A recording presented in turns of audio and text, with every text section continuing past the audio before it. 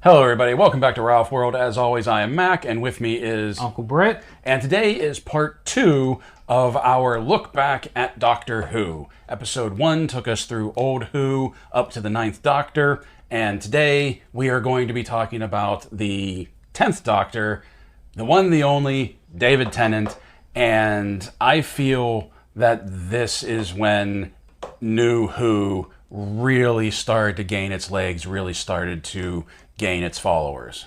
Well, it should be said that Tennant is probably the fan favorite Doctor. Mm-hmm. Like, Baker's up there and everything, but when a lot of people say Doctor Who, they think Tennant.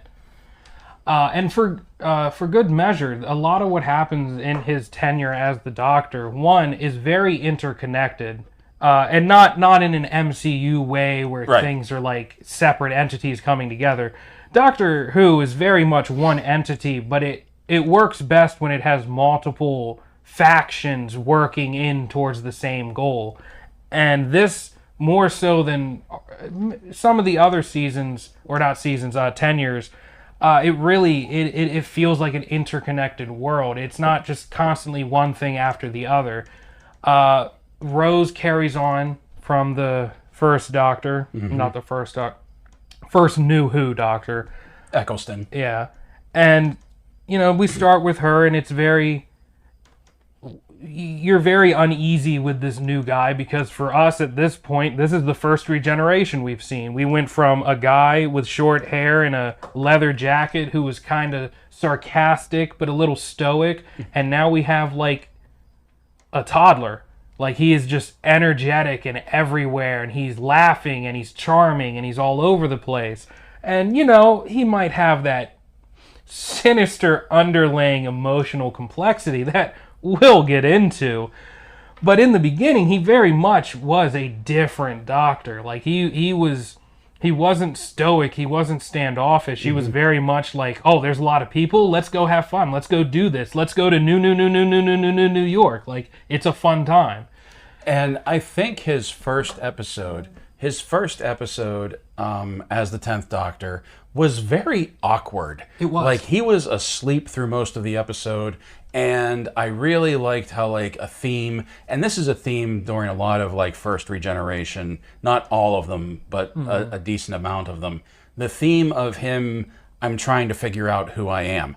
And I think that was twofold. Not only was that the Doctor talking to Rose, saying, like, basically reaffirming, I'm not the guy you talked to yesterday. I am a new person. I'm trying to figure out who that is. But I also feel like stepping into the shoes of Eccleston after such a short tenure and basically having to restart, like, I feel like that may have also been Tennant talking to the audience, hey, I'm not entirely sure how I'm going to be doing this, because in that first episode, when he finally does come out of sleep and he's in the sword fight and, like, he's quipping, like, you can see, like, seeds of what will eventually become the 10th Doctor, but there's, like, a lot of other stuff that went on that he was playing around with that was kind of awkward. And I don't blame him for that, because I'm sure he was trying to figure out what's going to stick here. What do I want to do with this character? I mean, almost every first Doctor episode is a bit awkward,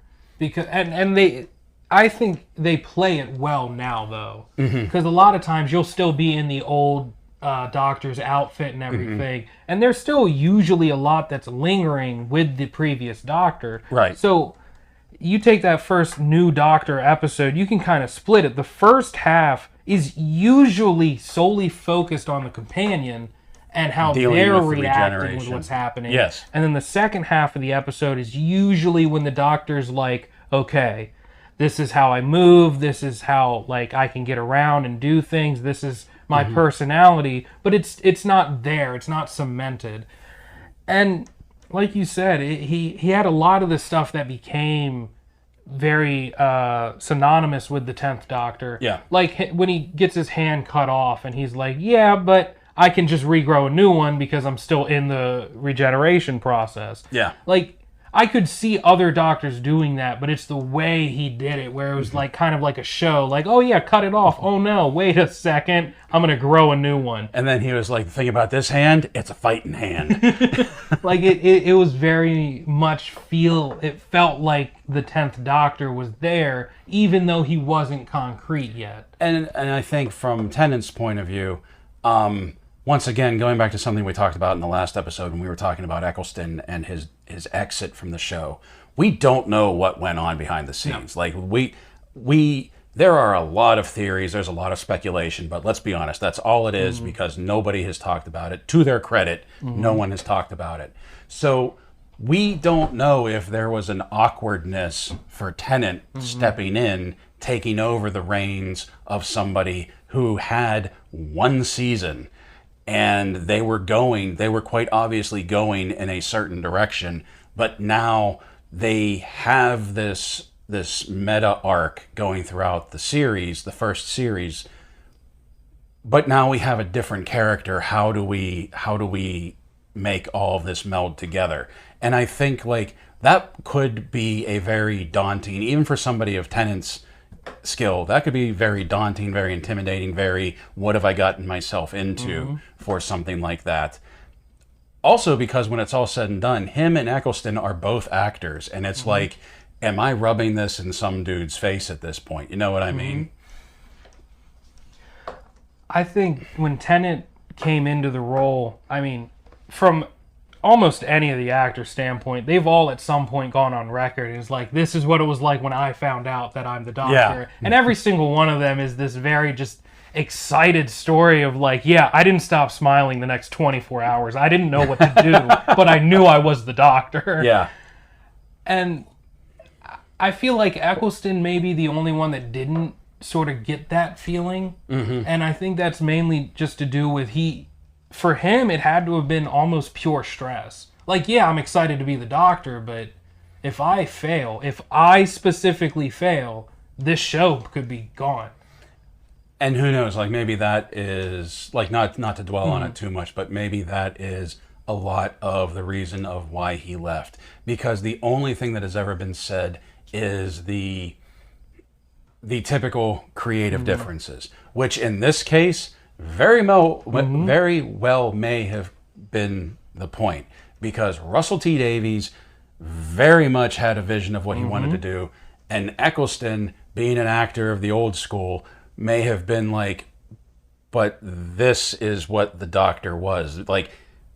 And keep in mind, I'm not talking for them. This is, once again, this is more just speculation, conjecture. Like, he may have seen old episodes. He may have been a fan of old episodes and been like, but this isn't how the Doctor is played. This isn't how these stories are told. Like, it may have been an instance where he was getting involved in something that he thought was going to be completely different, because we touched on this in the last episode, but with Tennant and the 10th Doctor, I feel like Doctor Who did become very much more action-orientated than the original Doctor Who did. And I'm not saying it just became an action show, but there was more special effects, there was more sci-fi, mainly because we have CGI, because things are cheaper to do now, because they probably had a real budget rather than, hey, here's a garbage can with tennis balls. A plunger. Yeah. Terrifying. Like, maybe that had something to do with it, that he wanted something more cerebral, like what the old ones were, and they were taking it more into a more modern sort of action focused. And like I said, I'm not calling it an action series, but I do think you have to admit that, like, New Who, there's more going on action-wise than there was in the old ones. I think it's just a product of, kind of like you said, they have money to do it now. Yeah. So it's not that old Who was lacking action, it was just lacking the ability to do action properly. Yeah. And now we're at a point, at this point at least, where the action can look good and can actually sustain a scene and sustain a montage of scenes, whereas old Who was much more like the conflict may have been a scene or two, and then it's just a lot of talking and exploration and whatnot. Because even going back to something we already touched on, could you imagine in old Who them trying to do a bit where the Doctor's hand regeneration gets cut off and he just regenerates a hand? That'd look horrible. It would have, because it would have been one of those things where they just like superimpose something over top of it. Yeah, it would have. Or just a very awkward close shot of his hand coming through a sleeve. Yeah. Honestly, that's pretty much what it would have been. And I still stand by what I said in the last episode. Even revisiting the 10th Doctor, revisiting like the 9th Doctor, his short run, and then like Tennant's inclusion in this, I still stand by that. I think it was a blessing in disguise that the first Doctor only had like one season, and we just got straight to the regeneration process. The more I thought about it after we talked about it, the more I really believe that like that should have been the plan from the beginning, because you even mentioned it in the last episode that like that brought all of the iconicism, all the iconic aspects of the Doctor all wrapped up in one season, and was really like he's back type thing.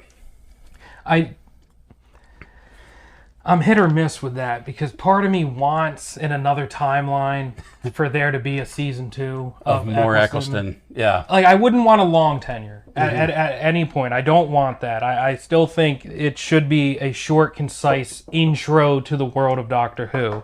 Part of me just wishes I could have seen that second season, what that would have looked like, because I don't think Rose would have, her whole character arc would have played the same.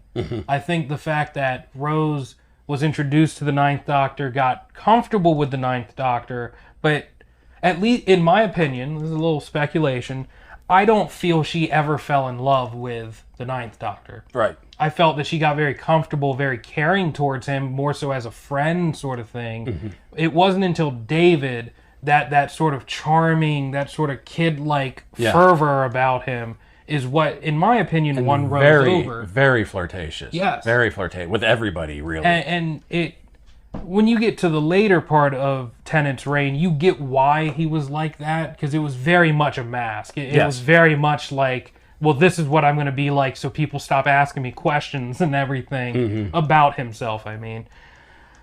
But if we're talking companions, Tennant had 3 main ones, 3.5, because I include Donna's grandfather. I love that man. Wilfred. Yes. But you had Rose, which carried from the 9th. Then you actually had Donna next, where they met, but Martha was the next companion, and then Donna ended it. Rose being the first one, as you all know if you're watching this. He didn't deal with... Was Mickey ever a companion, or was that just Eccleston? This is what I mean, how sometimes I get like the 9th and 10th. I know Mickey was in the 10th one, but was he ever actually like a companion of the 10th?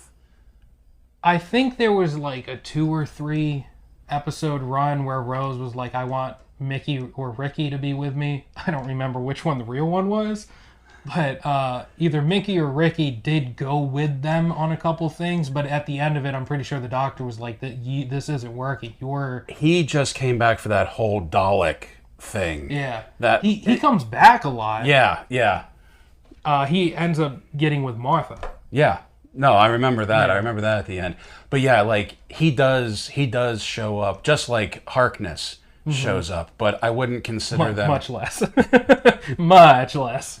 But I wouldn't consider them companions of the 10th. They're just like supporting cast or something. No, Jack, I would say, is an honorary companion, but I only say that now because he just recently still showed up in Doctor Who. Yeah. I think it was a year or 2 ago from recording that he showed up in the series. But Rose... she was the one that fell in love with the Doctor. Spoilers, but if you're watching this, you should have already seen it. Rose was the one that fell in love with the Doctor. Like, just full-blown, those two loved each other.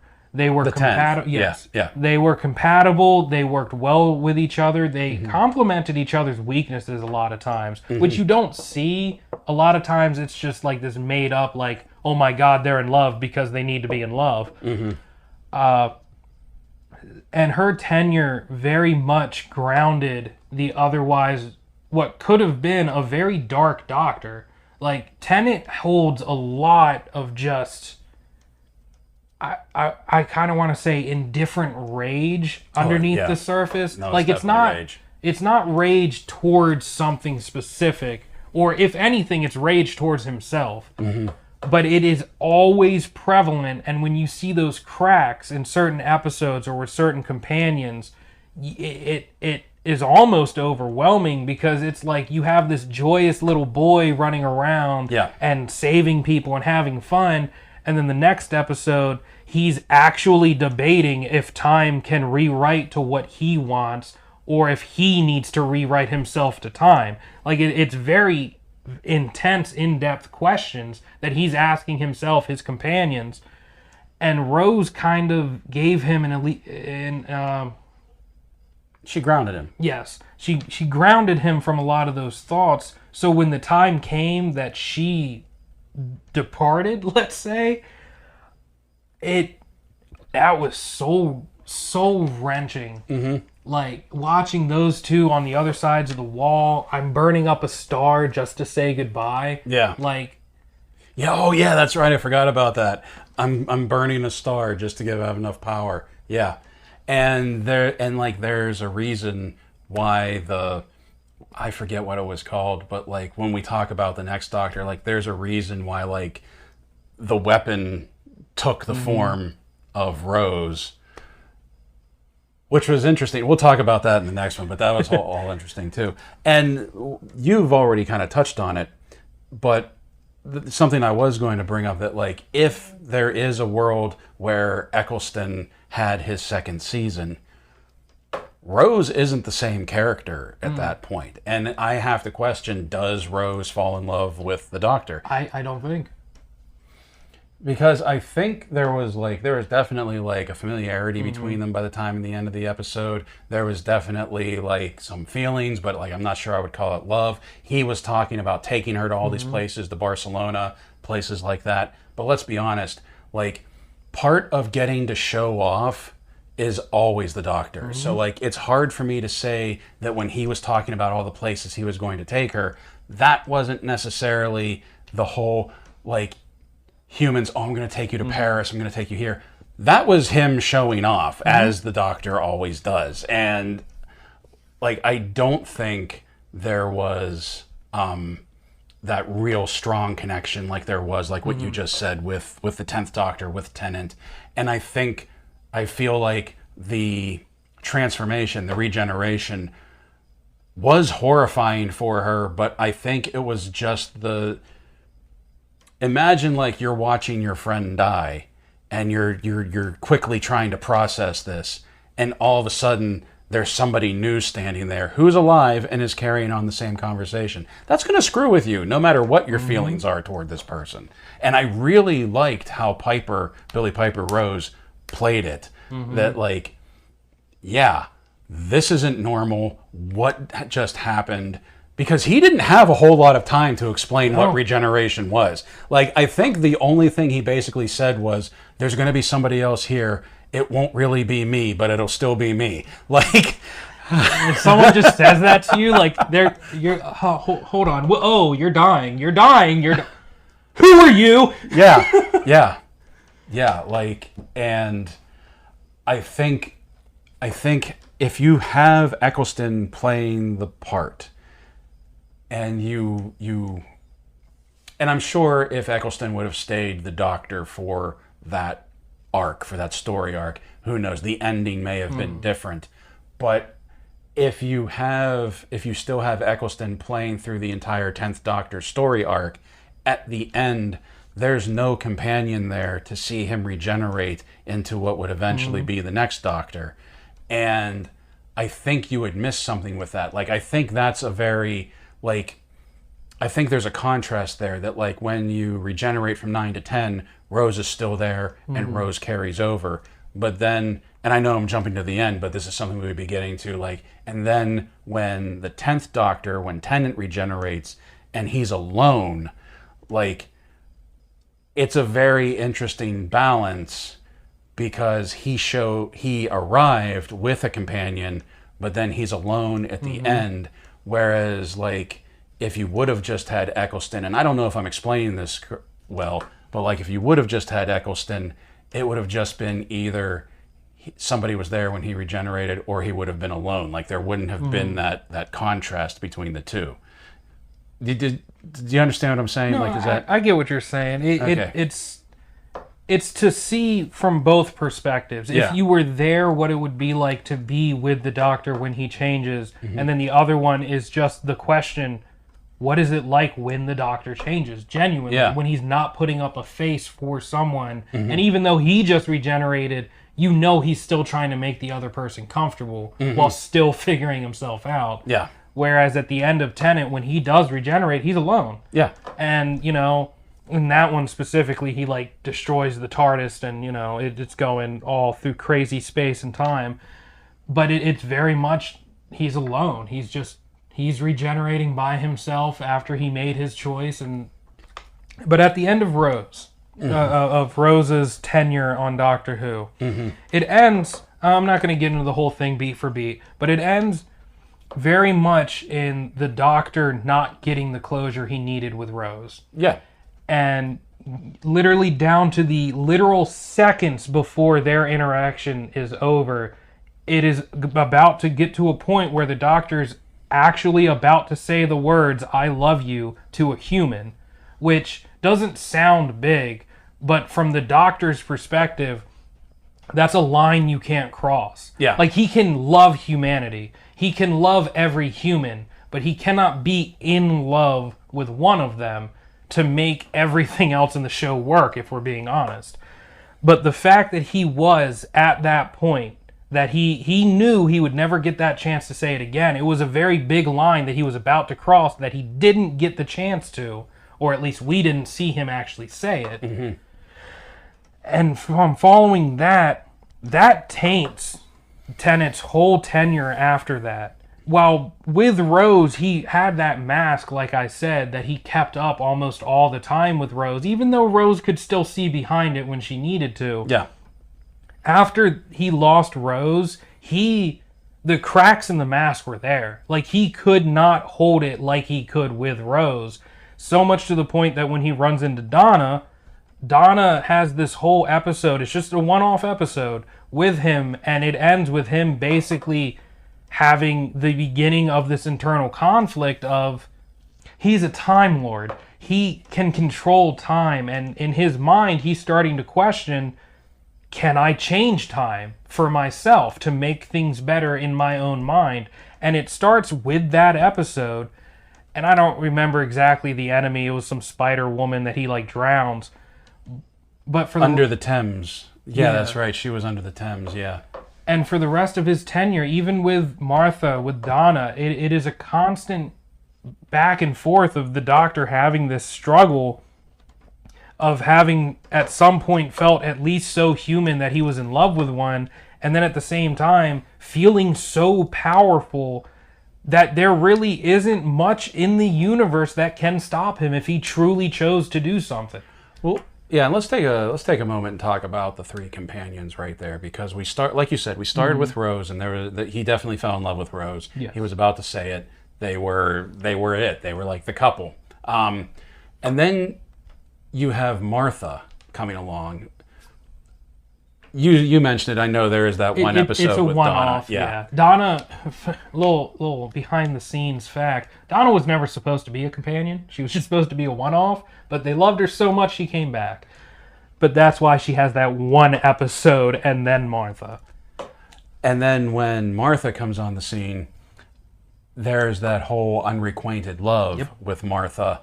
And I get why they did that, but I really feel like Martha was done dirty during her tenure as the companion. 100%. That she became much more interesting once they solidified her as... She was part of UNIT, wasn't she?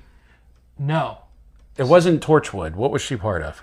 She became a part of UNIT after she left the Doctor. Yeah, that's what I mean. After her tenure as companion, and she joined UNIT, and she was, even though we only saw like snippets of her here and there, she was a much more well-rounded character, I feel. A much more relevant character. Somebody who was much more in control of their destiny, of what they were doing. Whereas, like, when she was with the doctor, I kind of started to feel bad for the actor because, like,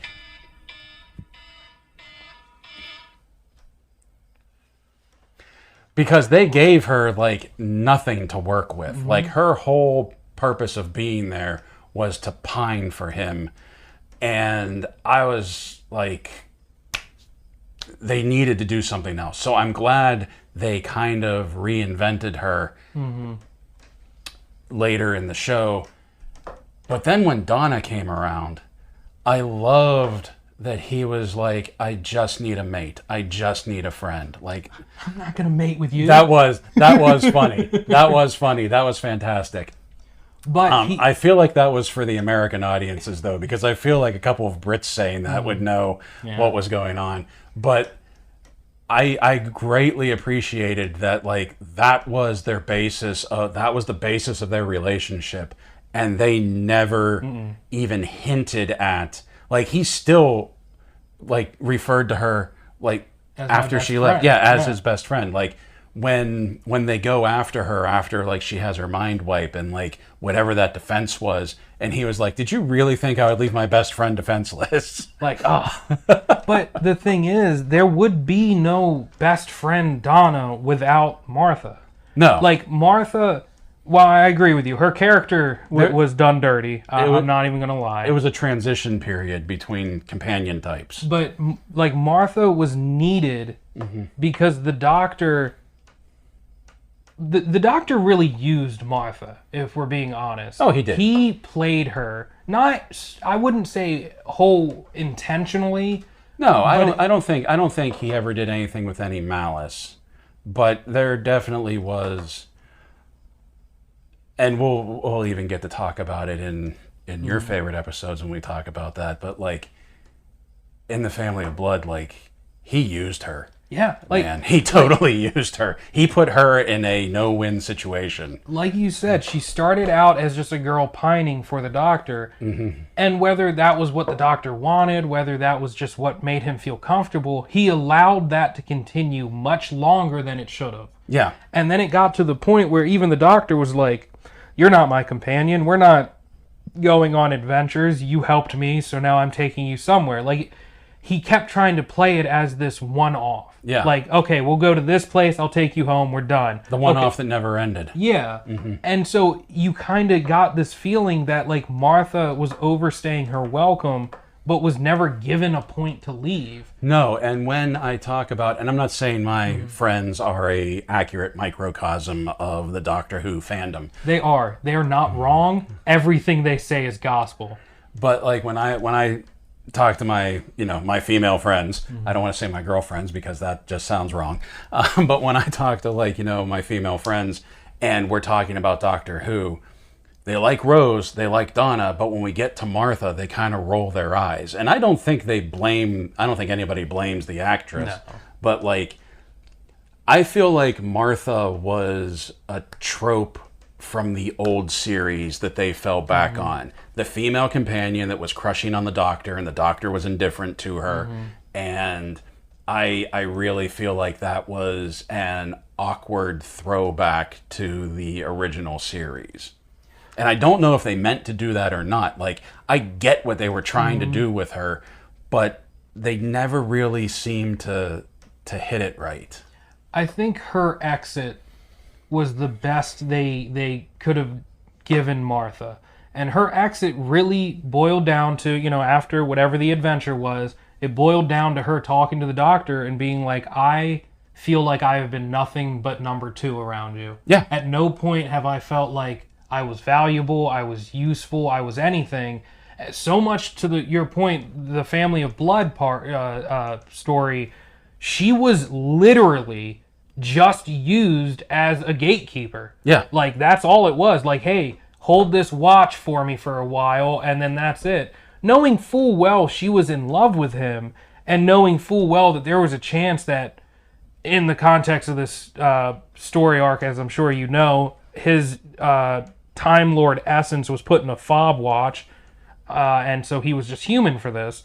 And so he had human emotions. So there was very much the chance that he would either fall in love with Martha or just fall in love with someone. Both of those would be heart-crushing for Martha. And he had to have known that going in. Never mind the fact that he took her back to a time where, like, black people weren't really looked at very kindly. They weren't slaves, but I mean, you were like the next best thing to a slave at this point. He put her in like a servant role. She's a freaking MD. Like, you know what I mean? Like, she even brings that up at certain points during it, and they're like, how can that be? And how can a woman know something? Yeah, like, they really... And I still, to this day, like, do you think that was intentional? Do you think they really... Do you think they planned from the beginning that she was going to be treated like that? Or do you think... Because part of me thinks they didn't realize what they were doing, and when her exit was kind of them acknowledging, okay, we screwed up with this one. Or do you think that was intentionally, like, that he was intentionally that indifferent to her through the series? I feel like part of it had to be planned. Because even from the first episode with Martha, where they are in the hospital, the doctor, to me, never felt like he was trying to get Martha as a companion. It was more just like, this is the scenario, this woman's helping me, I'm going to use her help for this, blah, blah, blah. You're right, I just completely forgot. Because she's another one that shows up before she's a companion. She's she's like the cousin of Martha, and she dies in the Cybermen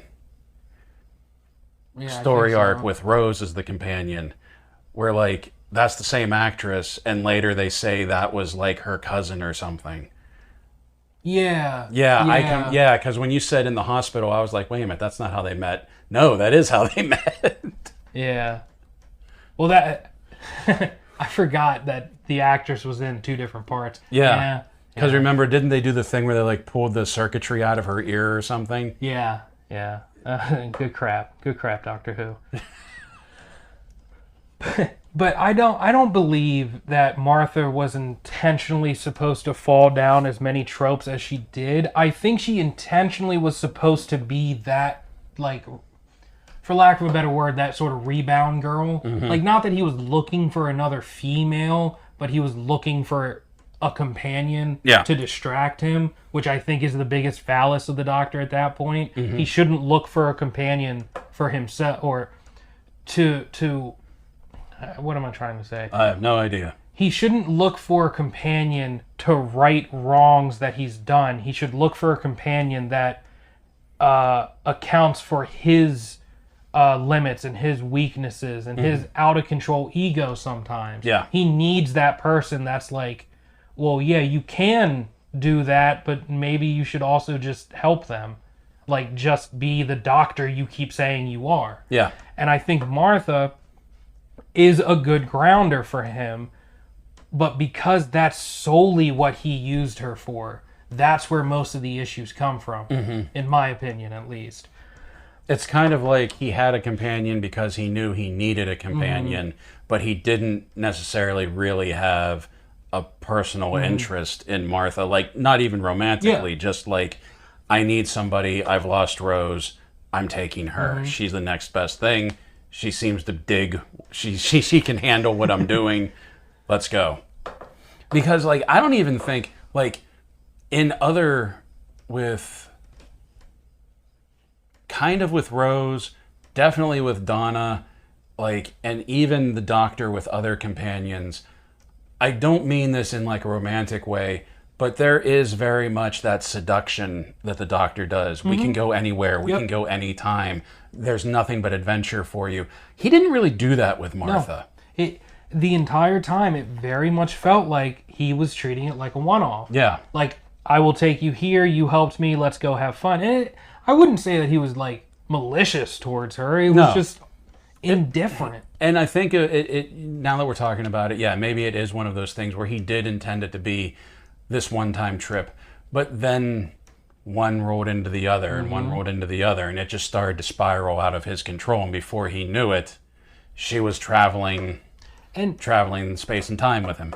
It also didn't help that Rose showed up a couple times in different stories with Martha, and then she showed back up again with Donna. So even from that perspective, Martha was always going to feel like second best, whether to the doctor or to Rose, because the doctor talks about Rose a lot when he's still Tennant. And it's always like, oh yeah, my friend, that's her jacket that's still in here, and blah, blah, blah. But if we're going to talk David Tennant, I think it's worthwhile to pinpoint an episode or two here. And the one that we've already brought up is the Family of Blood. Mm-hmm. I believe it's a two-part. I don't remember. No, it is a two-parter. I'm sure you've probably already seen it, but all you really need to know is that the doctor's with Donna, the doctor's with Martha, and... Well played. Thank you. Yes. That's what you need to know. So keep that note in hand. But there's this family of aliens that are trying to kill the doctor. That's really what this arc is, but it's what it does with that premise that I think really focuses on both the strengths and the weaknesses of the doctor and having the right companion. The gist that happens is, like we said, in the Fob Watch, he puts all of his Time Lord energy essence into it, and he becomes human, doesn't remember any of that. All of this is just a ruse to get the family to stop hunting them. And it obviously doesn't work. By the end, he has to become the doctor again. But it's the small character moments in this episode that are what stand out to me. You don't get the full picture of what's happening until just about the end of this story, when the doctor comes back and he's explaining everything and he's talking to these people, and he's talking to this family, the family of blood that's trying to kill him, like they aren't really this big threat, when the entire story is them avoiding these people. And he's talking to them, and he's smarter than them, and he's doing everything you expect from the doctor, and it begs the question, why were we treating this family like they were this big bad this entire time? And then you realize it's not the story treating the enemies like they're this big problem. Well, the story even tells you that in the narration, the narration of "O Son of Mine." Yeah, it's about how the doctor is this big, possibly bad entity. Like, the doctor can wipe these people out without question, but he's trying not to. Yeah. He's trying desperately to not be the person who takes down this family, because it's still a family. It's still people that love and care about each other. And the doctor's doing almost everything in his power to not take these people down. It doesn't matter that these people are bad and that they've been chasing them and destroying worlds and people and everything else. On top of all of that, the doctor is still trying to avoid doing what he knows he's going to have to do against them. Because there were four, right? O Father of mine, O Mother of mine, O Son of mine, and O Daughter of mine, or O Sister of mine. Yeah, right. Because he becomes a scarecrow. The daughter gets put in a mirror. The dad gets chained and like thrown into a black hole or something. Mm-hmm. And then I don't remember the mom. I don't remember what fate befell the mother. Yeah, I don't remember that either. I was just checking to make sure that we didn't miss anybody, because I thought there was only four, but I wasn't entirely certain of it. But yes, the four of them, because like I think the son pretty much narrates certain points of the two-parter. And like I think he narrates at the beginning, and then he definitely narrates at the end whenever the doctor is meting out this punishment, all these punishments for the family. And yeah, the son is talking about he didn't go into hiding for him, he went into hiding for us, but they just kept pushing the issue. But what we had been talking about before with Martha holding the pocket watch, being the gatekeeper of who the doctor really was, being thrown into this time period, because it was 1913, and yeah, she's black. things weren't going well, back then. And so she was dealing with like this, like, backhanded racism, not to mention the fact that she was also a woman, so there was that.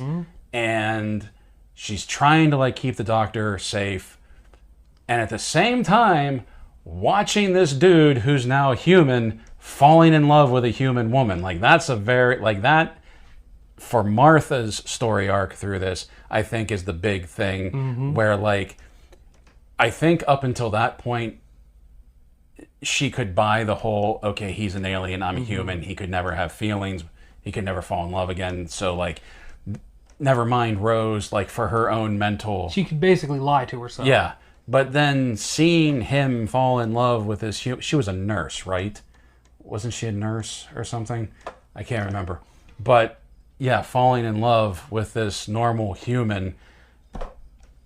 And, like, she's the one that's supposed to be keeping him, taking care of him. Like, and then... And not to mention, this wasn't like the course of a day. Like, he decided to do this in the morning, and then by nighttime he was a Time Lord again. You're left to believe that there were years that passed while he was in hiding. Or at the very least, I would say at least 1 year went into this. And Martha just had to play along. Like, she's out of time. She doesn't know anyone. She has to adhere to the culture of the time, which was anti-black, anti-woman. Like, she was I think in the plot she was not a doctor yet, but for all intents and purposes she was a trained doctor, and nothing she said was of value to anyone because of the time. And then couple that with having to watch this dude that you have to protect, that is bigger than yourself, that you're also in love with, living this seemingly human, normal life and having normal problems and normal fallacies and falling in love with this normal human woman, and you have to sit there the whole time like, this isn't you. You're living a fictitious life, and what's even worse is I'm not a part of that fictitious life. And there was that moment where, like, she was trying, when the family of blood was getting closer and they were starting to kill people, and she was like, we need the doctor, and she's trying to talk him into it. And she's telling John Smith, because that's the name that he took, she's telling John Smith, no, you're the doctor, this is what you do.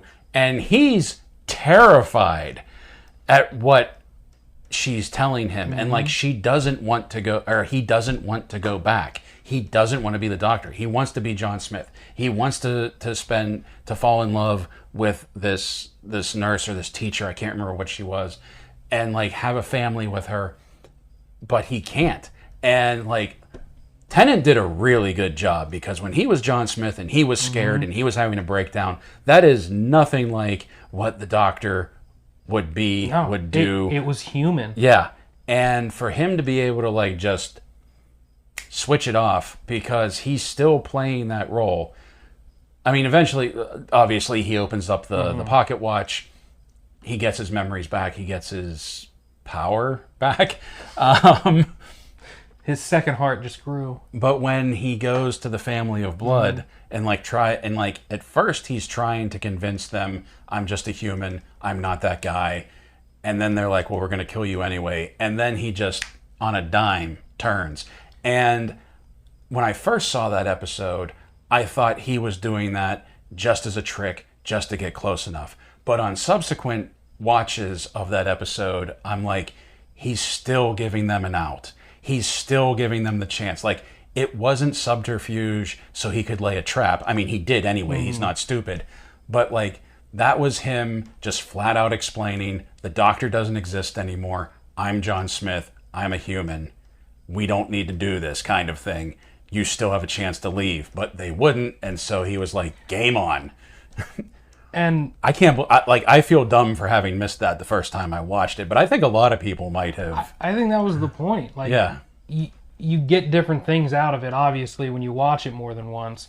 But I think it very much on surface is supposed to be like, oh, yeah, no, he did that to lay a trap. And then when you watch more of the Doctor, you watch more of Tennant, you start to see just how genuinely hopeful the doctor tries to be so often. Or even 5 minutes later in that same episode when the brother, his narration gives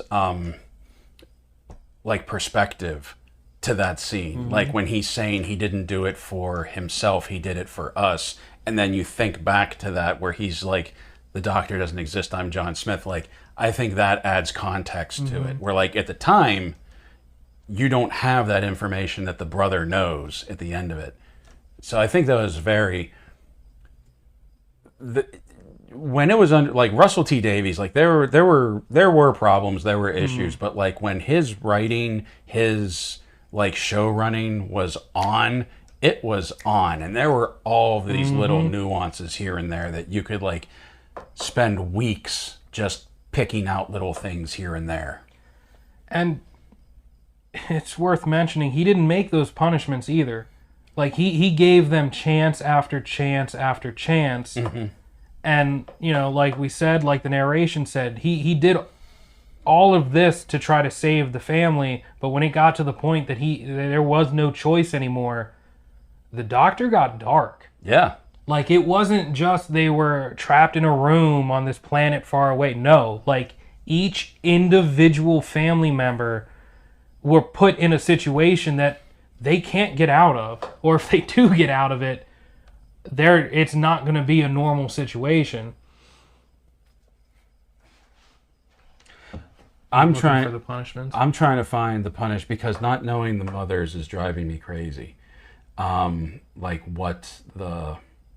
Because I do like, because like I feel like the punishments escalated. Like right now I can't remember the mothers, but like putting chains around the father and dropping him in a black hole. Yeah, that's brutal, but at the same time, I feel like that's something that the doctor, like that's believable within the scope of Doctor Who. The punishment for the little girl, for the sister, putting her in the mirror, and the way it's explained is whenever you look in the mirror and you catch something just out of the corner of the reflection and you turn around and there's nothing there, that's her. Like, her punishment is to just like always peek in on other people's lives. There's something very melancholy about that because it's not necessarily something threatening. It's not necessarily something wicked or evil because she is the youngest child. It's almost like a kid's glove punishment. I can't remember what the mother's is. We're still looking for that. But the scarecrow. That one is just dark to me. Yeah. He turns him into a scarecrow. And I don't mean he like turns him into a scarecrow. He puts him on a pole and puts a bag on his head. That's dark. Like, I don't remember exactly what it is, but he's pretty much put in like a time lock. Yeah. Like, his body cannot age, it cannot move, it does not advance, it does not go back in time. It is stuck in a very stoic point in time, and then he just takes the body, puts it on a wooden cross out in the field, and then puts a thing over his head, and now he's a scarecrow. And like, that's it. That's like, there's nothing else after that. He's not tortured every day. He's not... Like, there's nothing. Like, that in and of itself is the punishment, and that is terrifying to think about, that the doctor can just do that. Okay, so the mother got pushed out of the TARDIS into the event horizon of a collapsing galaxy. So what happened to the dad? As you do. The dad was just wrapped in unbreakable chains. I feel like there was more to it. But, yeah. So, like, I still think that, like, the son, because that's the other interesting thing, is that, like, the son pretty much was the mastermind. Oh, yeah. Even though, like, there was a mother and a father, the son pretty much was the mastermind and the one that initiated this whole thing. So I believe that's why he got the worst of it. But yeah, to like, you're going to be a scarecrow and you're going to watch over these fields for all eternity. That's chilling, man. Like, that's one of those things that, like, at first when you see it, it's like, well, that's not that bad. But then when you really think about it, you'd go insane. I don't care if you're an alien. You'd go insane. Like, the girl can still move around and do things in the mirror world. Yeah. The mom, I'm just gonna believe died because I don't know how you. I don't know how to process that. Yeah. And then the dad's in unbreakable chains, but even within that context, you can still move, you can still talk and exist, just limited. Mm-hmm. That dude as the Scarecrow, like, that is it. There's nothing else. I don't even think like you can go up and talk to it. I don't even think he'd hear you. Yeah. But this story as a whole, to me, just really encapsulates Tennant's era of Doctor Who. And we're going to talk about another episode, The Waters of Mars, and that does a lot of the same stuff as well. But for me, this episode really just, it shows how the Doctor can use a companion while also solely relying on that companion to get through whatever the obstacle is. And then also showing that the Doctor has this almost more human than human way of wanting things to work out for the best, to give you the benefit of the doubt, even though he knows in every fiber of his being you're not going to do it, he still gives you that chance.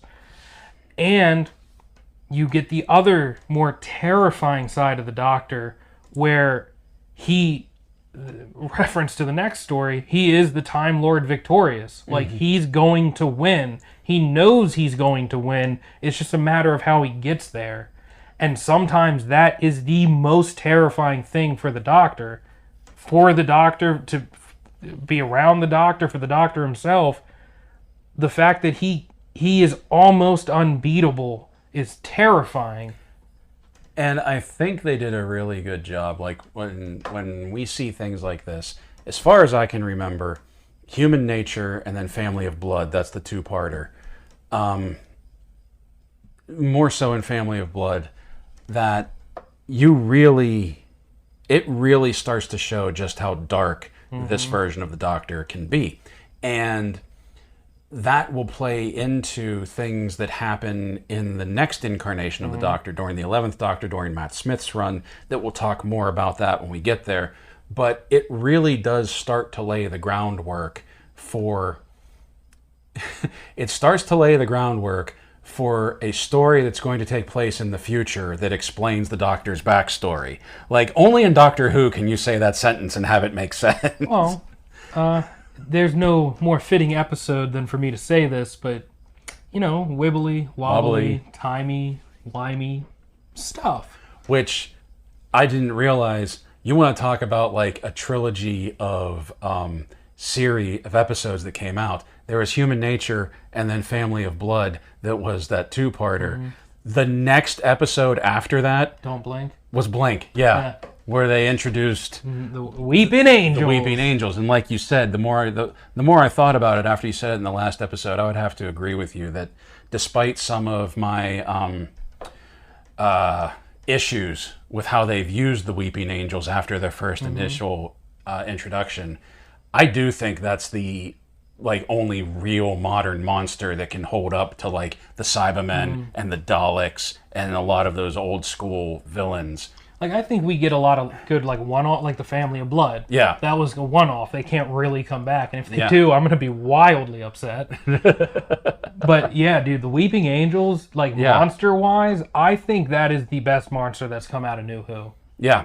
And we'll talk about them because, like, they have, like, one episode in Tennant's run, I think. Yeah. And it is Blink. It's one episode, and then they show back up with Matt Smith in the, like, army base. And I think with Matt Smith's run, and I shouldn't say with Matt Smith's run because it makes it sound like I'm blaming him, but I think during the 11th Doctor, the writers knew how popular the Weeping Angels were, knew how the fans were reacting to them, and they sort of became like the Borg from Star Trek, that like when the Borg first came out, they were unstoppable. But then the more they used them, the more they started, like, they became declawed, because how unstoppable can they be if you keep stopping them? And I feel like, and once again, this is something we'll talk about in the next episode, but I feel like that happened with the Weeping Angels during Smith's run.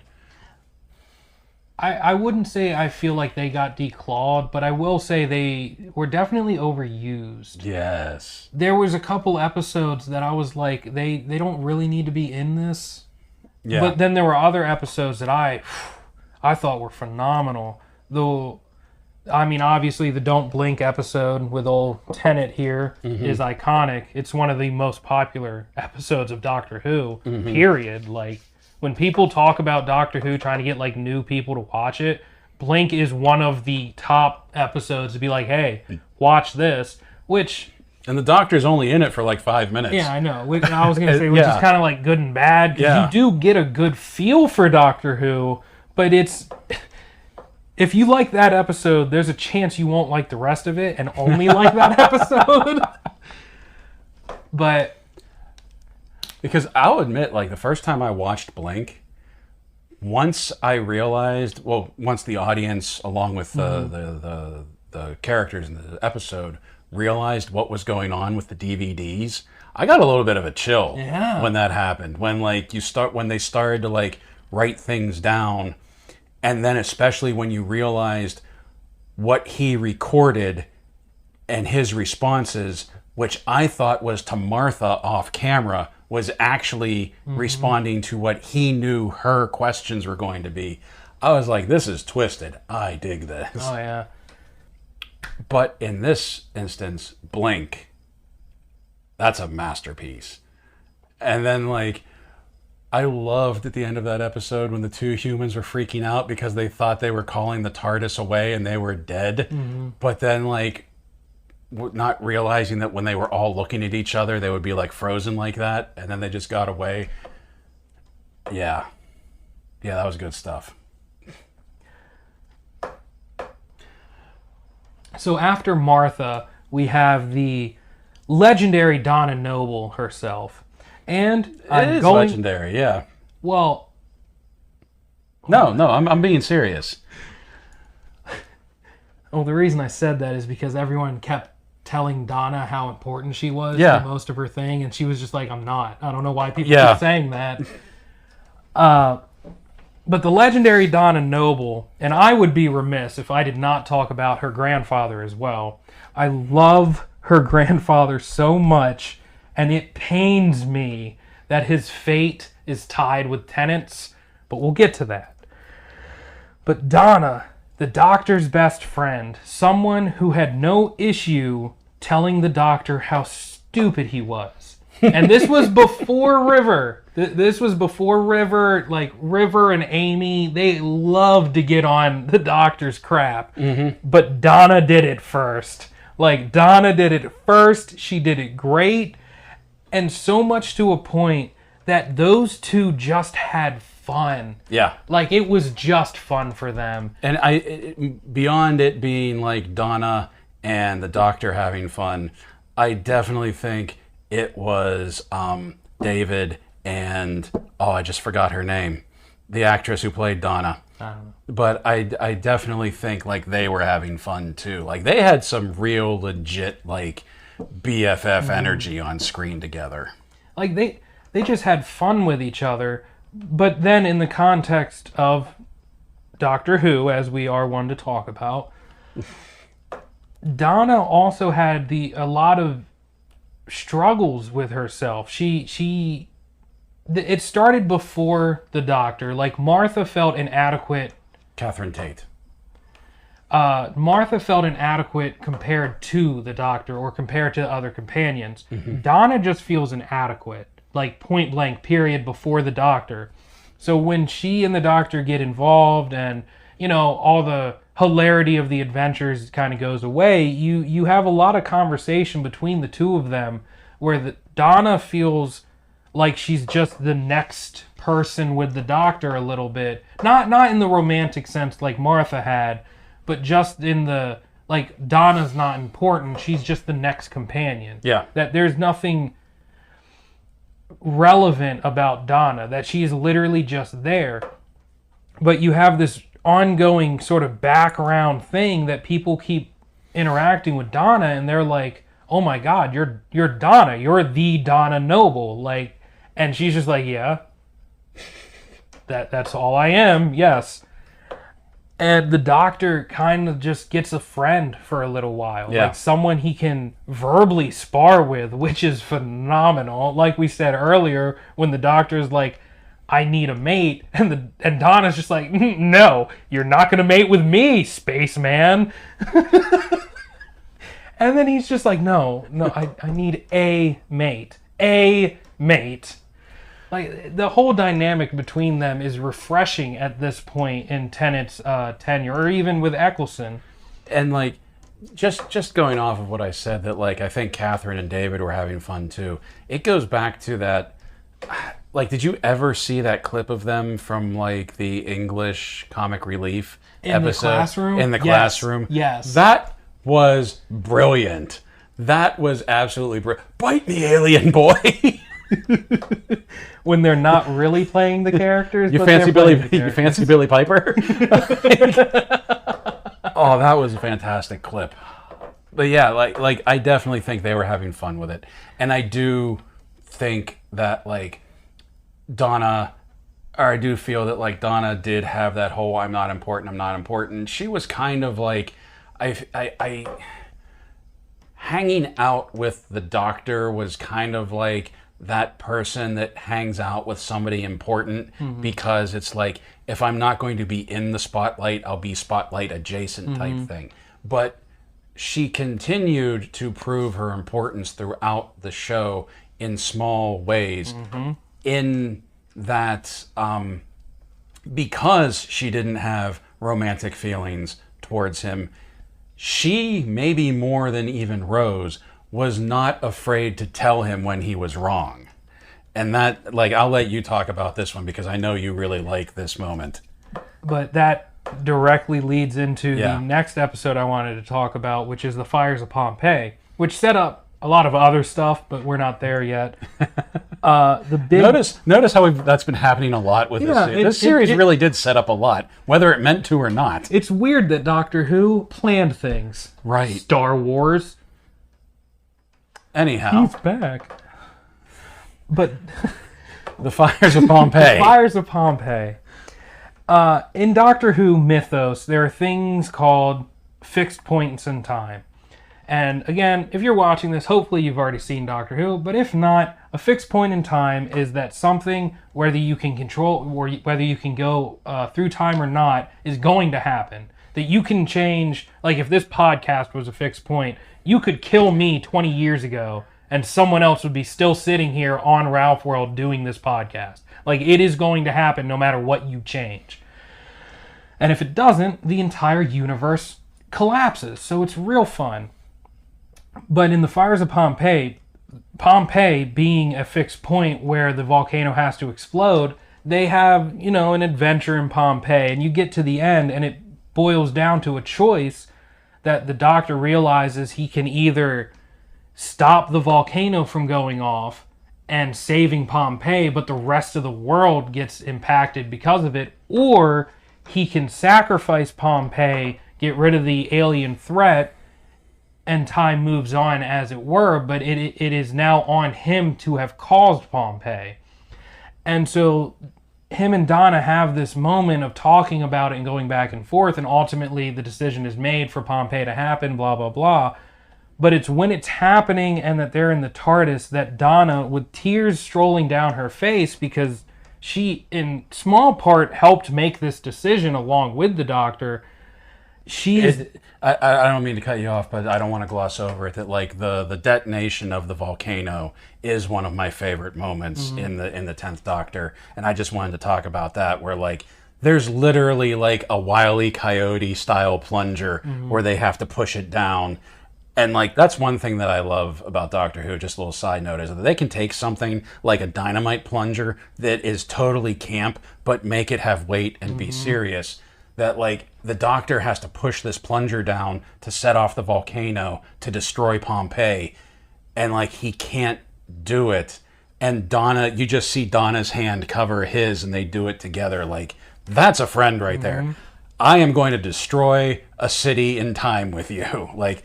I didn't mean to cut you off, but like I didn't want to gloss over that. Like I really love that moment between the two of them. No, I don't remember every small part. So if you got something, jump in. But what comes next, when they're in the TARDIS and Donna's just crying, and the doctor, being the doctor, is just trying to get in the TARDIS. We need to go. We need to leave. There's nothing else we can do here. We need to get away from it. Running, as the doctor does. Yeah. And Donna, whether she realized she did it or not, she stops the doctor from running for this very small moment. And she gets him, and she's just begging for the doctor to save anyone. And you to me, and this is a headcanon, this is how I interpreted it. For me, Donna's crying for the decision she just made, but she's also trying to deal with the doctor isn't who I thought he was if he can't even save someone. Yeah. And if the doctor doesn't save someone here, he's not the doctor to her. To the audience, maybe not either, but to Donna in this moment, if he does not save someone, if he does not do the thing that she knows the doctor needs to do, he's not the doctor to her anymore. Like, you can't just destroy a civilization, regardless of the logic behind it, and not do anything in your power to save someone. So through her begging and crying, she convinces the doctor to go and save this family that was in Pompeii. That was important throughout the story. They're like merchants, aren't they? The father's like a merchant. Yeah, something like that. And they had befriended them throughout the episode. Generally speaking, just decent people of the time. Yeah. And so mother, father, sister, brother. And Donna breaks him down. The doctor finally agrees to save someone, and he saves that small, 4 or 5 person family, gets them out of Pompeii, puts them out on a cliff near it. And a hillside, not stands them on a cliff. Yeah, so I watched a different version.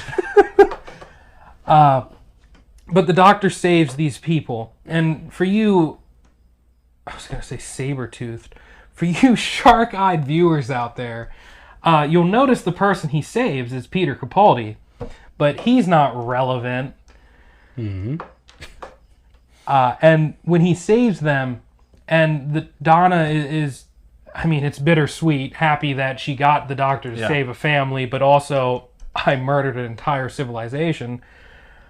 The whole thing is very bittersweet because it's you saved this family, but so what? And really, so what? This one family survived. And if you haven't seen the episode, and quite frankly, I don't remember exactly what was going on, but there was basically this alien cult that was living in the underground of Pompeii, and their plot, as is what happens a lot in these shows, was to take over the Earth.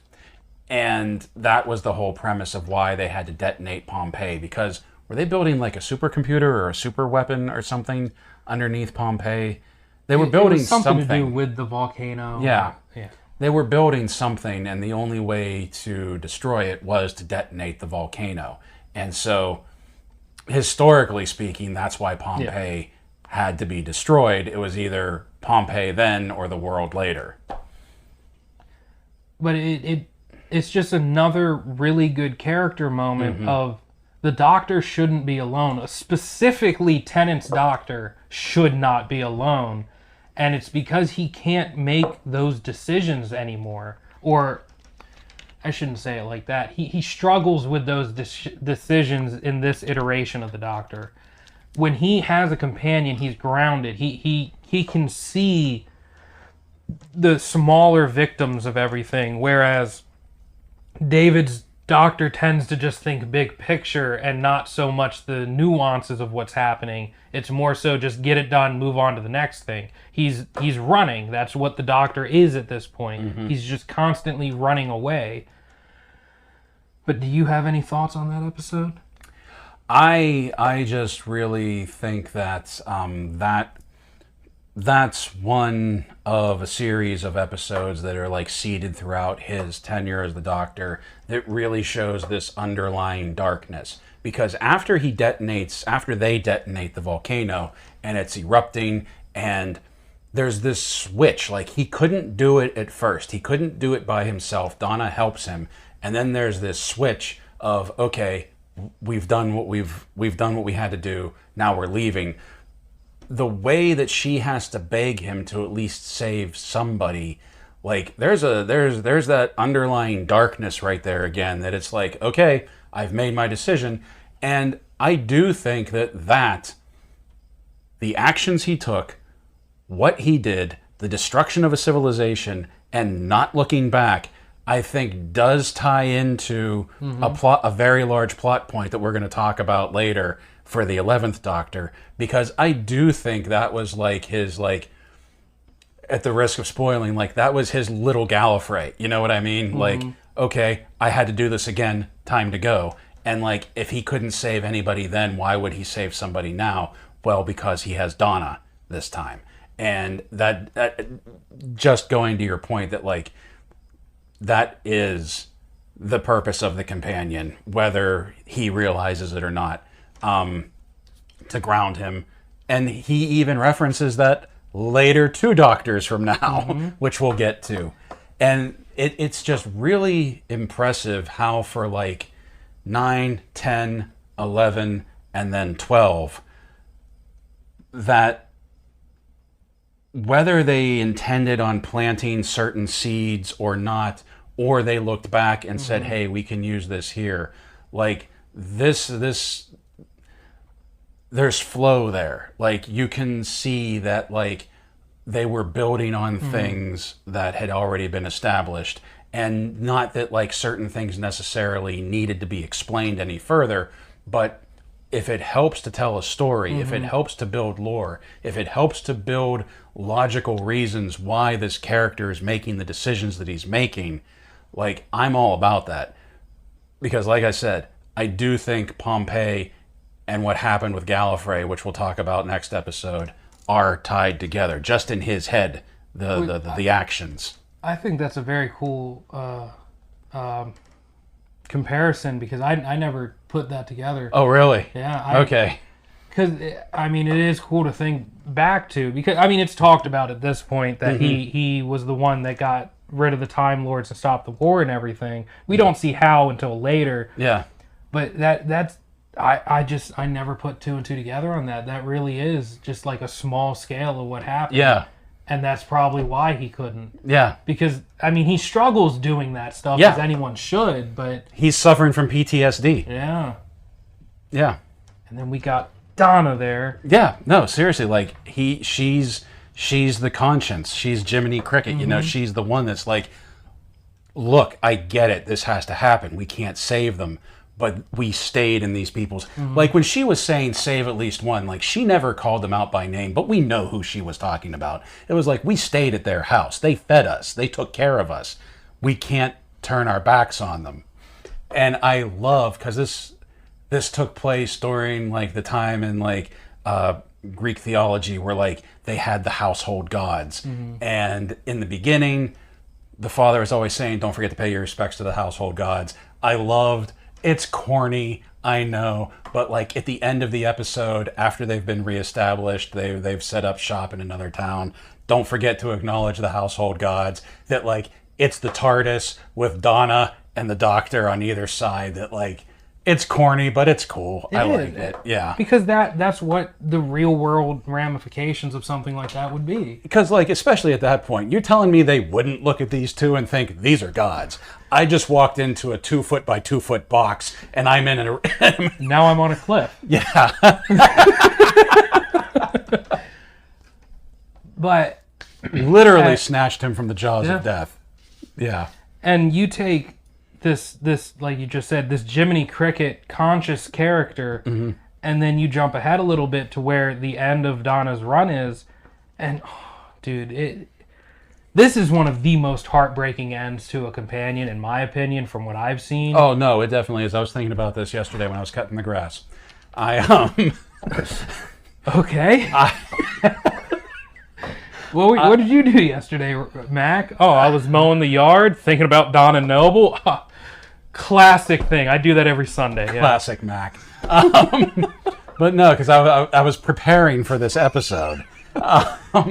But that absolutely was heartbreaking, because like she achieved like what everybody had said she was going to achieve like she became the Dr. Donna, but she couldn't stay that way. It was overloading her, and she kind of knew it.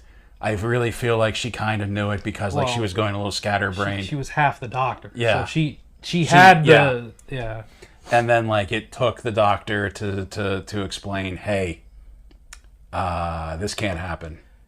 And not to mention the scene itself.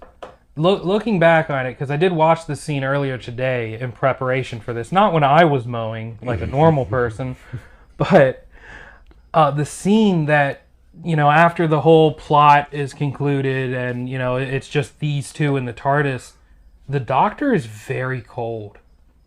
Like, he's reassuring, like, you did good, you're the Dr. Donna, but it can't stay. And maybe it was just because I didn't watch it from start to finish. I just watched the scene out of context. But he was just very cold. He was very sad. But the entire time, he's just slowly getting closer with almost a deadpan expression. And I kind of get why Donna's the one who's freaking out and you kind of need to remain calm. That's how I always took that. Like, I don't think there was a coldness to it, like in the same way with Fires of Pompeii, like we were just talking about. I think... I never took it really as coldness. I mean, there was a little bit of that in there, but I really felt it was more, this is the fact. This is how it has to be. Like, we can't be emotional about this. You're going to die. I can save you. Like, I think, like, I really, like, I don't think there was that, like, there was a detachment or there was no emotion there. I think it was just that, like, one of them had to be the rational one. And in this instance, it had to be him. And actually, having just talked about the Fires of Pompeii right before this, I think it's interesting that in that one, she's begging the Doctor to save someone. And then in that one, she is just begging the Doctor not to get rid of her memories. And he cannot listen to her. Yeah. Like the one time he could let himself give in and listen to the companion and do what they're asking. And this time, I can't. Yeah. What you're asking me to do is to kill you, and I cannot do that. Yeah. And it is such a gut punch, because everything you wanted for Donna, she gets. She gets the self-confidence. She gets to feel important. She takes down Davros. Yes. The leader of the Daleks. Like, she does legitimately important things to the universe, so much so that she is known throughout the universe, but she can't know it in the end. Yeah. Yeah, and I really like when he brings her back home and he's explaining to Wilfred and he's explaining to the mother what's going on and about how she's not going to remember and how, like, for 5 minutes she was the most important person in the universe. And then the mother gets real snarky and says she's always been that way.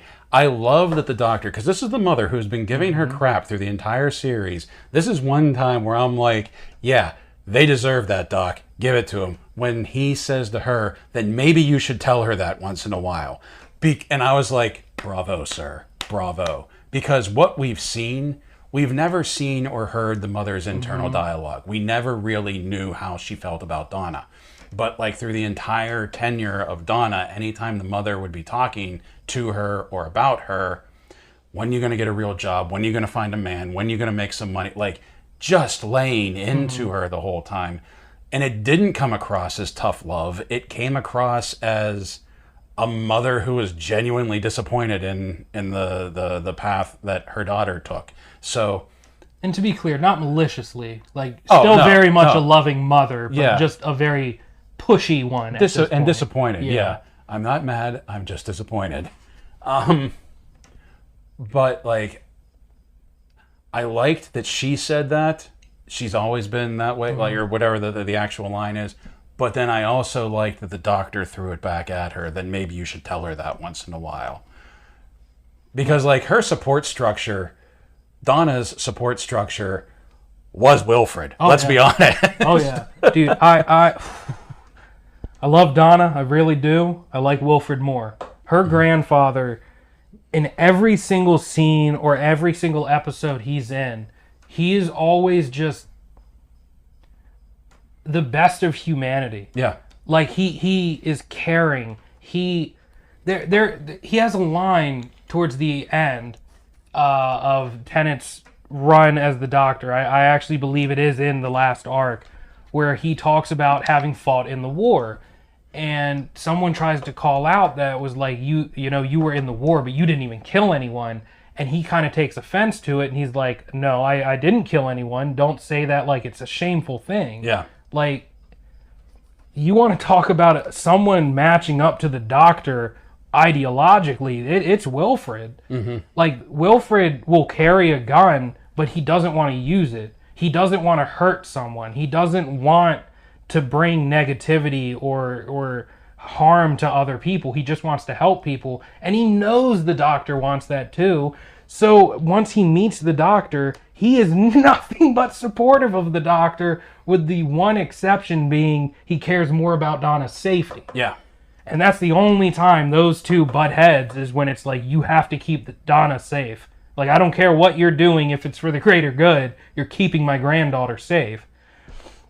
All right, so before we wrap this, there's two more things that I think we need to talk about. And the first one is to complete the Doctor's dark arc and jumping to the waters of Mars, which is actually one of my favorite episodes of this run. And the main reason I like it is because, and this goes to like what you have been laying the foundation for, that darkness, that underlying rage to him, is in the waters of Mars. He finds himself in another fixed point in time, and through a lot of the episode, he just keeps telling himself, I can't be here, I can't be here, I need to leave. There is this alien infestation on Mars. This one captain ends up being very important. Her death ends up being very important. That's why it's a fixed moment in time. Like, this captain can't live. But he decides to change the rules. And I love this breakdown that he has, where he if you've seen the episode, you've heard the rant, I am the Time Lord victorious. Like, I don't, like, the rules of time obey me. And he just decides that he's going to save all these people. And the idea was that when this captain died, her granddaughter, was it her granddaughter? Because the captain was killed on Mars, there was that whole thing where, like, the granddaughter was constantly trying to, like, get to Mars, get to the stars, find out what happened to her grandmother, and she becomes, what was it? She was the first pilot to break the light barrier, wasn't she? Yeah, it was something about a big step in traveling in space and everything. Space travel for humans. Yeah, and it was directly inspired by her grandmother dying on Mars. And so, domino effect, it was a very big deal that this woman needed to die. And he explained that to her, and when he explained it to her, she was actually very okay with, well, if I'm going to die, like, at least something is going to come out of it. At least there's going to be, like, this positive effect that it's going to have.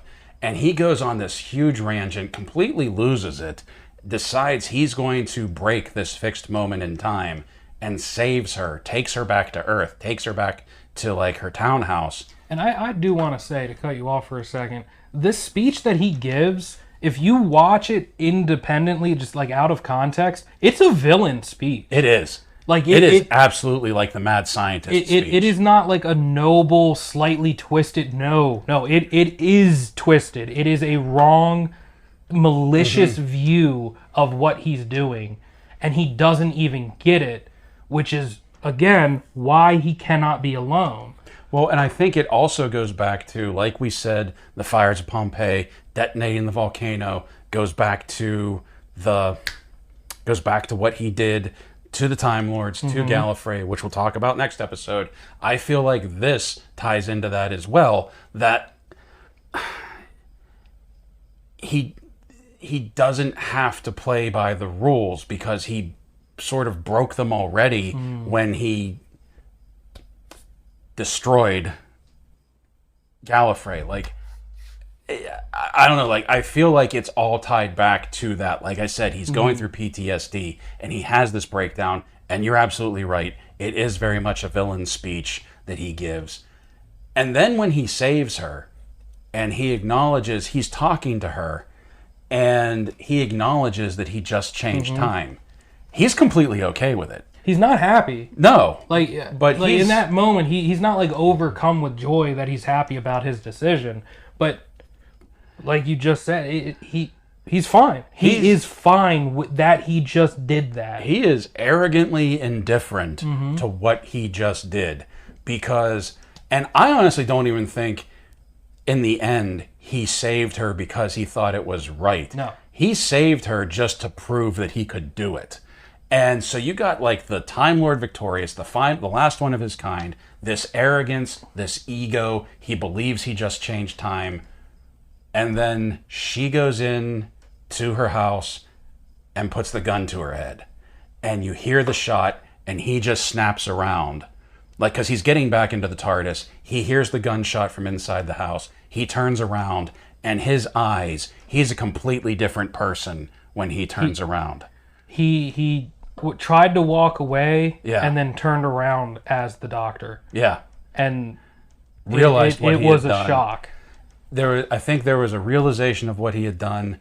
There was a realization of fixed points in time are called fixed points in time, because here he is, the last of the Time Lords, the Time Lord victorious. He's the time traveler. He has the TARDIS. He has all the power. But this human, with the pull of a trigger, laid low any of these quote-unquote grand plans that he had for changing things.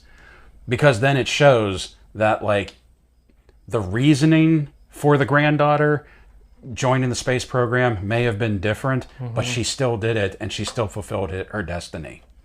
Everything fell exactly into place. The only thing that changed is the slight amount of context for why it happened. And, like, it just proved how helpless he was to the machinations of time, just like the rest of us. Which plays into a greater theme that is arcing through his entire tenure as the Doctor, that he's trying to avoid regeneration. And I think that has a lot to do with a lot of the decisions he made, trying to alter time, trying to change things, trying to break the rules, trying to run from his fate. And at this point, after Donna, after the heartbreak of the end of Donna, he does intentionally try to go companionless for a while. And, I mean, part of it is understood. We've discussed Donna. But part of it is back to his arrogance. He doesn't think he needs someone. Rose was the one that put it in his mind that he needed someone. So he kept trying to find someone, and he kind of forced it with Martha. Didn't work. He accidentally found Donna. Donna did work, but it couldn't be a long-term thing. Yeah, and by the way, I don't know if we glossed over this, but I think we did, that what was heartbreaking about Donna is he wiped her memory. Like, I don't know if we ever actually directly addressed that, if you're not familiar with the story. Oh, like, yeah, he completely wiped her memory, so she had absolutely no recollection of him, of her time as his companion, of any of the adventures. As far as she knew, she was a secretary, and Woke up the next day. Yeah, and she never had any of those adventures that they had together. And what makes it all the more heartbreaking for me from Donna's side of it is, not to go into it deeply, but it's just what she wanted was self-confidence and to feel important, and she got all of that through the Doctor. Yes. Or not through the Doctor, through the adventures with the Doctor, and then it was all taken from her. Yeah. So everything that she wanted, that she felt, that she earned was taken from her, and that's what kills it for me. Because it's sad when a companion leaves, but you know the Doctor's going to be okay. And you can kind of accept it and move on, kind of like Rose. Like, it sucked, it hurt, but I accepted it, I moved on. I do not accept Donna's ending, and it's because she doesn't deserve it. Oh my God, did she deserve to remember? But with what you said, the Doctor running from his regeneration and just trying to avoid it and trying to be more powerful than the rules that he knows govern everything. And then you do get to his ending, and you think it's going to be this grand moment, this big moment that Tennant's doctor's taken down or dies or whatever, and it's not. It's radiation poisoning. This is something that's been built up towards, that there are going to be 4 knocks, and then that's how you know it's the end for your doctor. And you keep thinking it's going to be the Master, it's going to be the Time Lords, because the whole ending plot is big, but you think it's going to be all these other things and all these other moving gears around the story, and then you get to the end and the doctor's fine, and you're like, oh, did he just beat the prophecy? And then you look over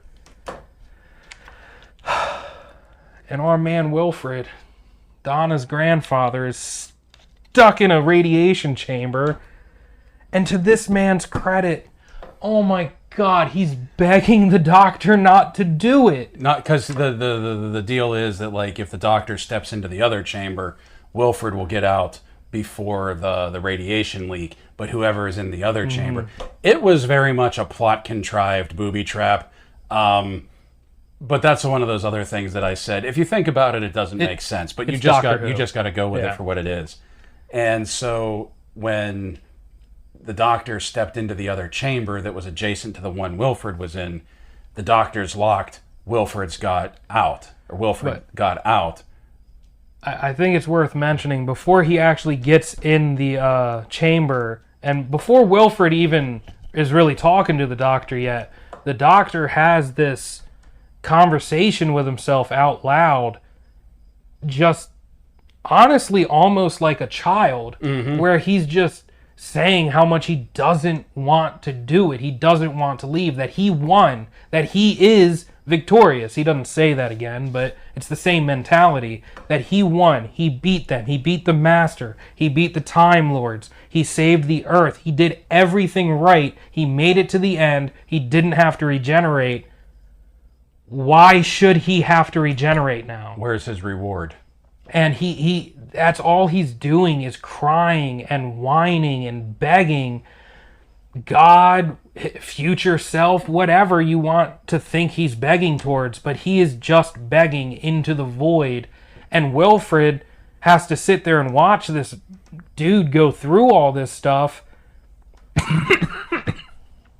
But to the doctor's credit, at the end, before it happens, he puts that mask back on for Wilfred. Yeah. And he says it's been an honor. And then he does it, and Wilfred gets out, and Wilfred is crying because my man Wilfred is the best, okay? I love him. This isn't about right now, but it breaks my heart that the actor passed away before both David Tennant and Catherine Tate come back to their roles. I wanted him to come back so badly. Yeah. But the doctor does it. The doctor fills the radiation, and and Wilfred just the entire time is begging the doctor not to do it, and then he does it, and then he's saying sorry. Wilfred's the one saying, "Oh, I'm sorry. I just like Wilfred." And that Tennant's death got me for a while. Well, Tennant's death got, like, the 10th Doctor's death got everybody for a while. And when he regenerated, let's talk about that in the next episode leading into Matt Smith, because this is his regeneration, what happens, the legacy he left behind, is what tainted me with Matt Smith coming in. Like, for the longest time, like, David Tennant, the 10th Doctor, was my doctor. Like, there's been, I've found another since then. But, like, at the time, I didn't think, it was just like we talked about in the last episode. What do you mean somebody else is taking the reins? Nobody can play this character after David Tennant. And I still felt that way for a long time. But, like, it definitely tainted my opinion of Matt Smith when he came in. Like, I've told this to you, and we'll talk more about it next episode, but I hated Smith, like the first run, the first season of him.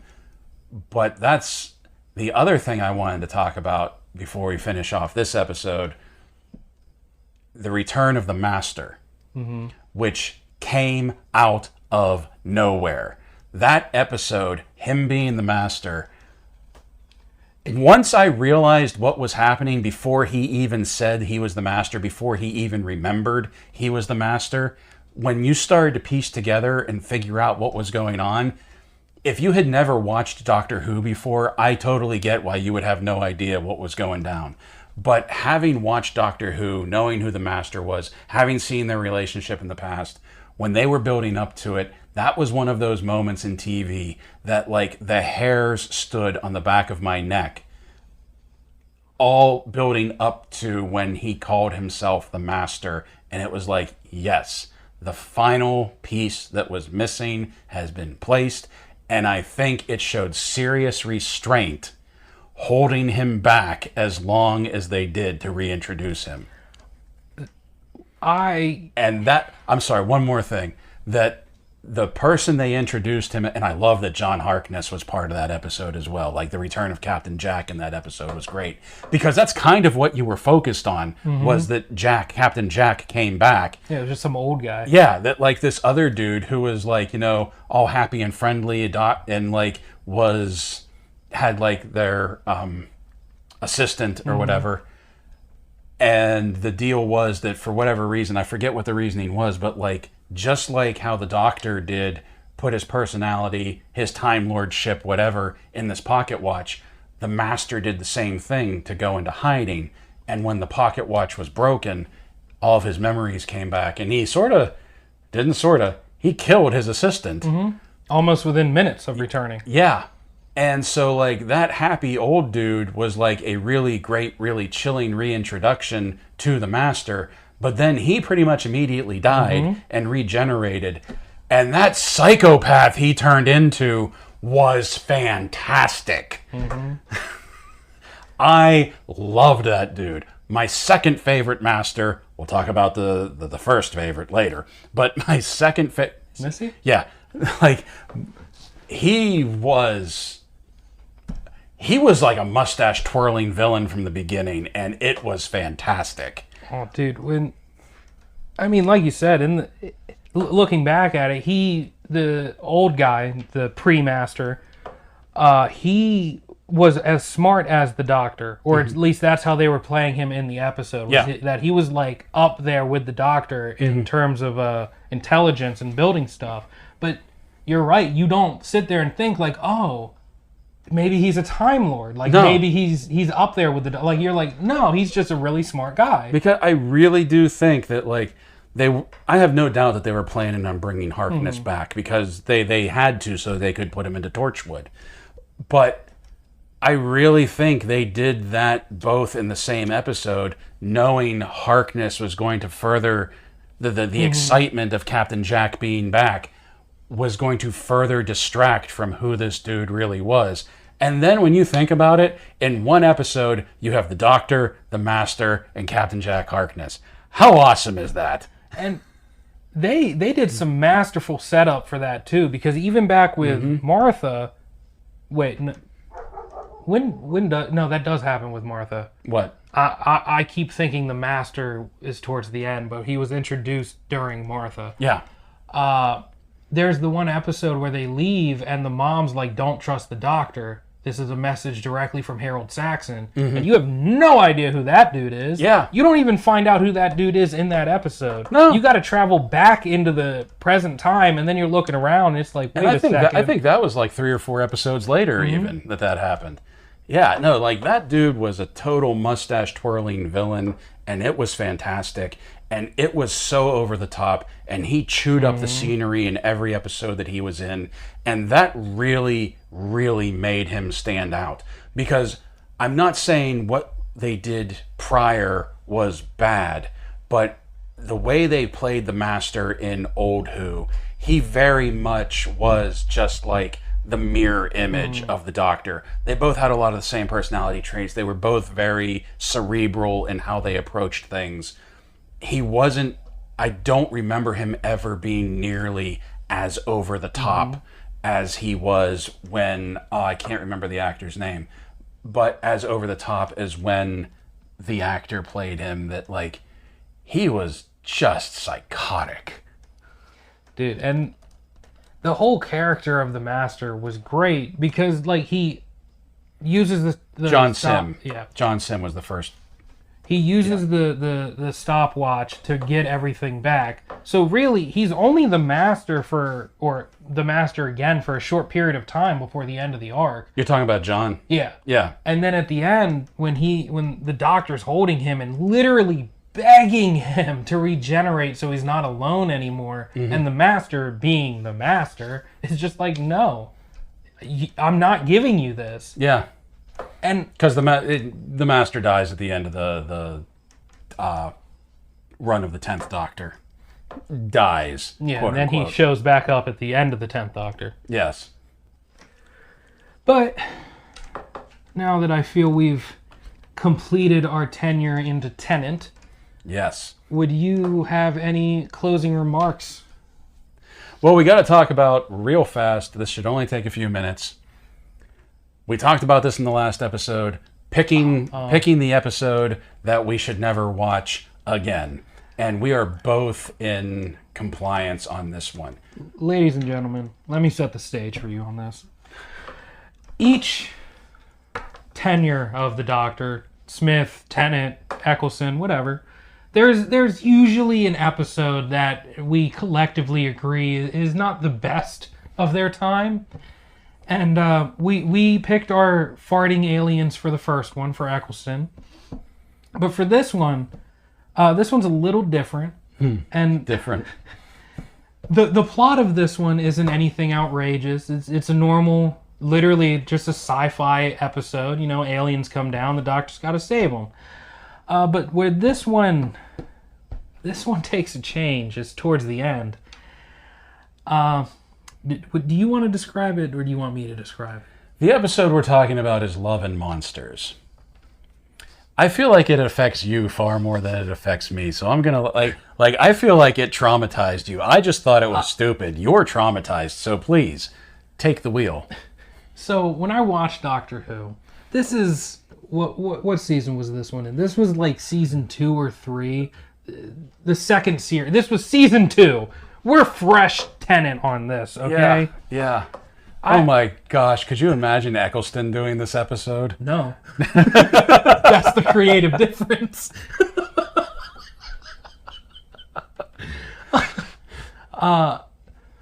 As I've said before, Matt Smith is my favorite. That's where the first couple episodes I ever saw was Matt Smith. Then I jumped back, watched from the beginning, watched all through Eccleston, watched the regeneration, got in a single episode.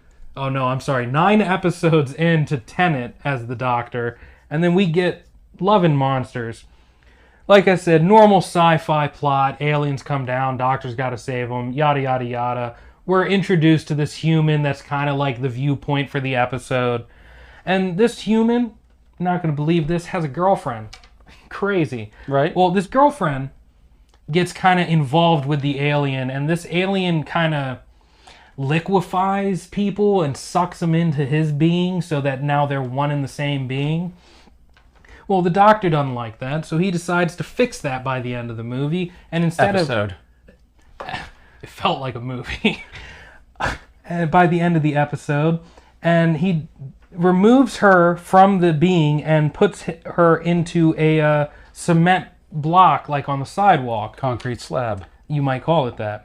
And you take that... Just her face. Yeah, yes. I was getting to that. Okay. And you take that concrete slab that is just her face on it, nothing else, literally just her face and eyes and mouth and nose, and that's it. That's all you need. And gives it to the guy to be like, hey, she's still alive. She's concrete now. But, you know, here's your girlfriend. And then we cut to this dude doing a vlog, because that was of the time.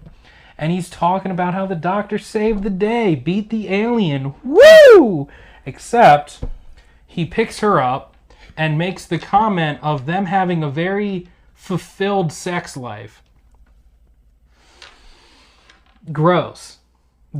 Gross, okay? This man is having sexual relations with a cement stone slab of concrete that is half alive.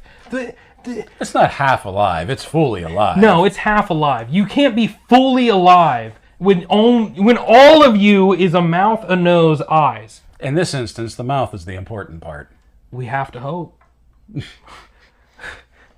We have to hope. I don't want to know what happens to the eye holes, okay? Oh my god. But yes, that is our collective... We'll never watch this episode again. Yeah, that it's like outside of the very weird ending, the episode doesn't do too much. It is very generic Doctor Who. It's not a great episode. Yeah. It is literally just aliens are here, the Doctor saves them. You're not going to sit there and watch it and think this is the worst ever, but you're going to get to the end and think, wow. That was a choice. I don't want to watch that again because this man's having sex with concrete and he's very happy about it, that he's blogging about it. And that, ladies and gentlemen, is a wrap for this episode. As of the time of this recording, we will be heading out to Oaks, PA. It's that time of year again. If you're familiar with me on YouTube, for RetroCon. So actually, as you're listening or watching this episode, we will be in Oaks, PA, and we're actually going to record an episode while we're there with us and our friends discussing, like talking about RetroCon. Our talking first about guest. The convention. Yeah. So that episode will go up next week, actually, as you're listening to this. So tune in for that. And then next month, we'll have episode 3 of Doctor Who, where we'll be talking about the Matt Smith! The Matt Smith years. We'll start off with the regeneration and then go right into it from there. So, I'm Mac. I'm Brick and Tire on YouTube and Instagram. I'm Uncle Britt, same on Instagram, TikTok, and my YouTube doesn't exist yet. Thank you for listening. This has been Ralph World. Ralph World.